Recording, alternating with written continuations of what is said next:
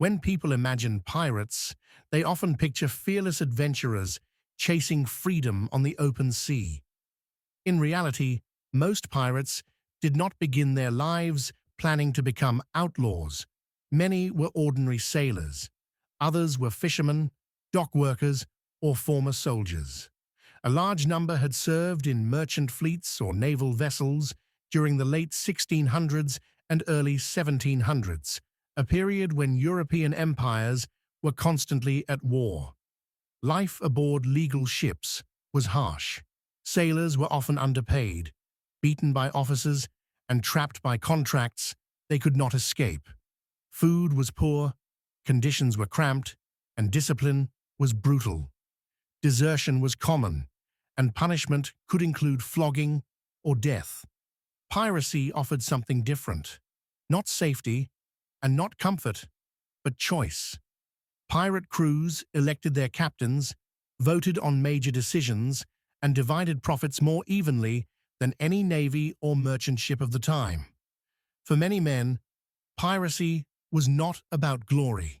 It was a calculated risk taken in a world where legal work at sea was already dangerous, exhausting, and unforgiving. A pirate ship was not a chaotic free-for-all. It was a working vessel that required constant labor to survive. Each day began early.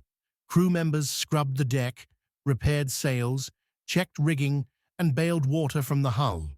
Ships leaked constantly, and neglect meant sinking. Food was basic and repetitive.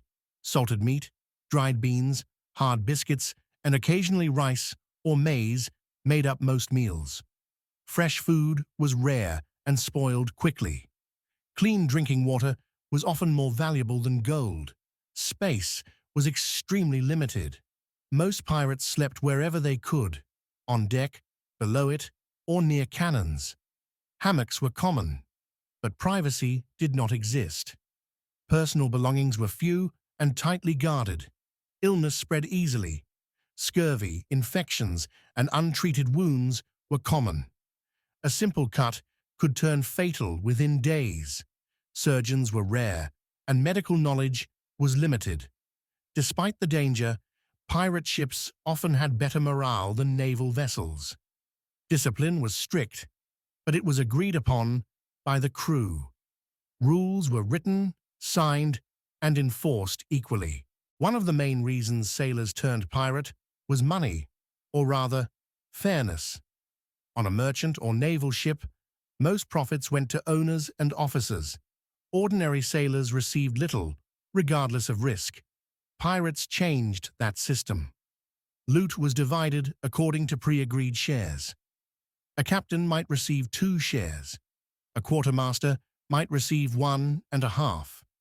Most crew members received 1 full share. Compensation was often promised for injuries such as the loss of a limb.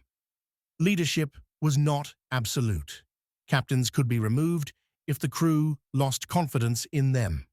The quartermaster acted as a counterbalance to authority and represented the crew's interests. Rules governed behavior. Fighting aboard ship was usually forbidden. Theft from fellow crew members was harshly punished. Gambling was sometimes restricted to prevent disputes. Pirate democracy was imperfect, but in a world of rigid hierarchies, it was unusually fair. That fairness helped maintain order in an environment where chaos could mean death. Pirate attacks were rarely the dramatic sea battles shown in movies. Most raids relied on intimidation rather than violence. Pirate ships flew false flags to approach targets, then revealed their true identity at the last moment. Many merchant crews surrendered immediately. Violence did occur, but it was risky. Ships were valuable, and damaged cargo meant less profit. Pirates preferred quick, controlled captures. The greatest danger pirates faced was not combat, but pursuit. Naval patrols increased throughout the early 1700s.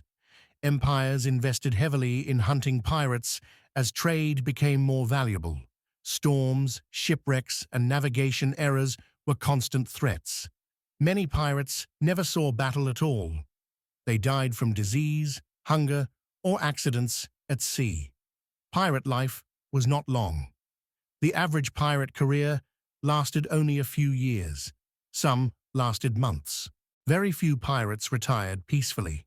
Some accepted royal pardons when offered, especially during periods when governments attempted to restore order. Others tried to return to normal life under new names. Many were captured. Public executions were common and deliberate. Pirates were hanged near ports, their bodies sometimes displayed as warnings to others. A small number gained wealth, but most did not. Pirate crews spent money quickly when they reached port. Alcohol, food, repairs, and entertainment drained fortunes faster than they were earned. Despite the risks, piracy continued because it existed within a system that had already failed its workers. As long as sailors were exploited, piracy remained an alternative, dangerous, illegal, and often short-lived.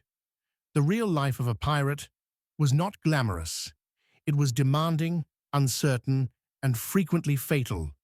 But for a brief period in history, it offered something rare, a measure of control in a world that offered very little.